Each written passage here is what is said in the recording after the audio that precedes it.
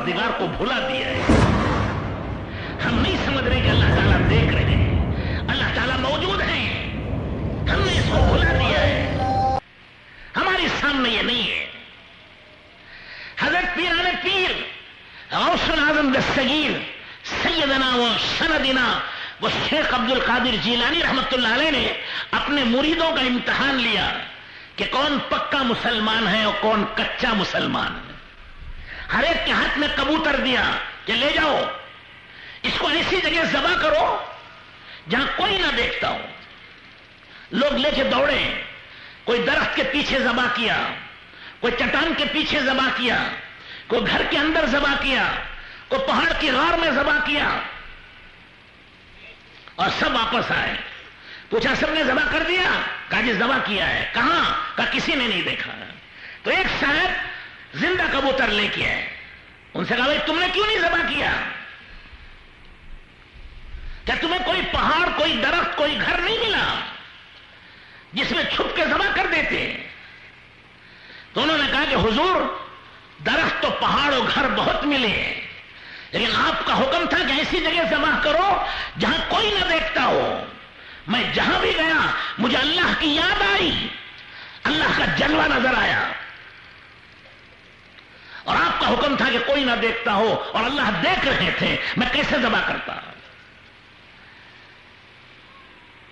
हजरत जीलानी रहमतुल्लाह अलैह ने उसको गोद में उठा लिया, कहा सब फेल हो गए, तुम एक पास हुए। कि ये ख्याल पैदा हो जाए बंदे के दिल में कि मेरा रब मुझे देख रहा है, मेरा खालिक व मालिक मुझे देख रहा है। हजरत उमर रजी अल्लाह तआला अन्हु गश्त कर रहे रात को,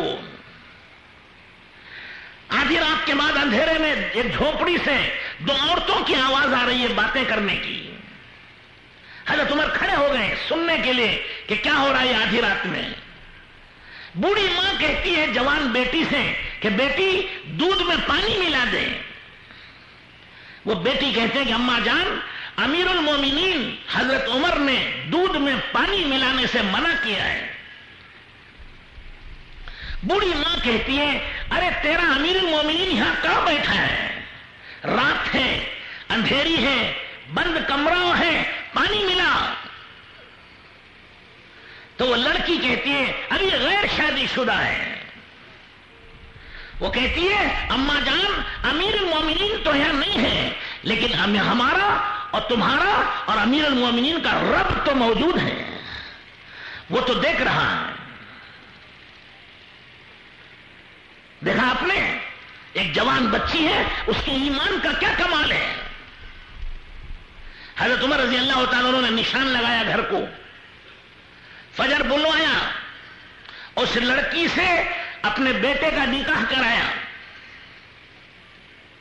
और आगे चलकर उसी का नवासा उमर इब्न अब्दुल अजीज के नाम से पैदा हो गए।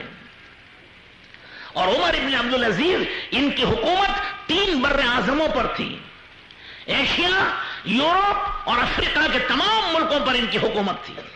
और इतना अदल और इंसाफ था कि एक घाट से, एक नदी से बकरी और शेर दोनों बाजू बाजू खड़े होकर पानी पीते थे। शेर बकरी को नहीं डराता था, बकरी शेर से नहीं डरती थी। यह अदल और इंसाफ